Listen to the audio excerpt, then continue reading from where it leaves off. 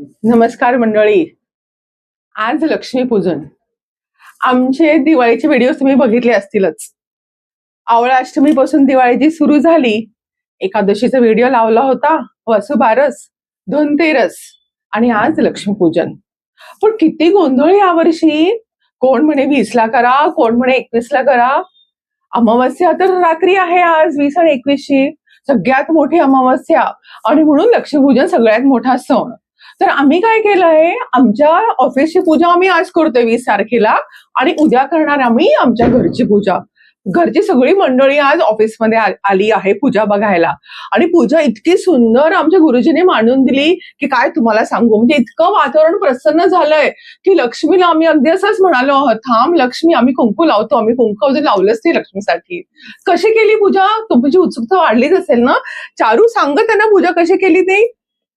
तुमचा उल्हास वाढलाच आमचा खूप पूजेने. खूप छान वाटते पूजा करून. इथे आम्ही प्रथम गणेश, महालक्ष्मी, विष्णू, धन्वंतरी, कुबेर आणि राधाकृष्ण आहेत आणि शेवटी श्रीपाद वल्लभ यांची आम्ही स्थापना आधी केली. त्यांची प्राणप्रतिष्ठा आम्ही केली. त्याच्यानंतर कलश इथे मांडला ज्याच्यामध्ये सर्व देवता असतात. गणेश पूजा झाल्यानंतर कलश पूजन झालं. त्याच्यानंतर इतर देवतांची पूजा झाली. त्याच्यानंतर आम्ही पंचामृत स्नान घातले गणेश आणि लक्ष्मीला. लक्ष्मीची जी जी आवडत्या गोष्टी आहेत, सगळ्या गोष्टी आम्ही ठेवल्या, मसाले, नंतर कमलगट्टा, बत्तासे, लायर, धणे, गोमती चक्र, कवड्या, जे लक्ष्मीला आवडतात ते सगळ्या वस्तू आम्ही इथं ठेवल्यात. आणि कमळाचं फूल देखील आहे. आता ऑफिसची जागा लहान असल्यामुळे जेवढं मॅक्झिमम आम्हाला करता आलं ते आम्ही केलेलं आहे. पंचामृत स्नान झाल्यानंतर मग आपले नैवेद्य वगैरे सगळं दाखवल्यानंतर आम्ही आरत्या केल्या.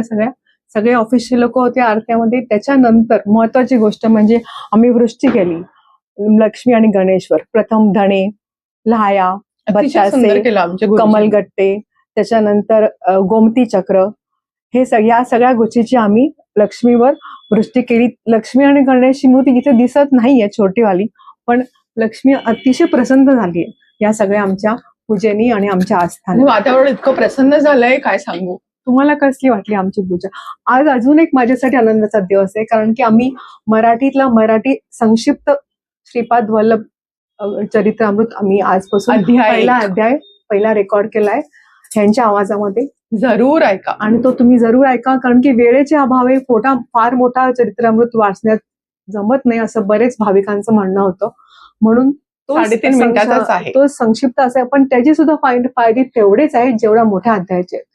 तरी तुम्ही जरूर त्याचा ऐका आणि त्याचा आनंद घ्या आणि स्वतःचं आयुष्य आनंदमय बनवा.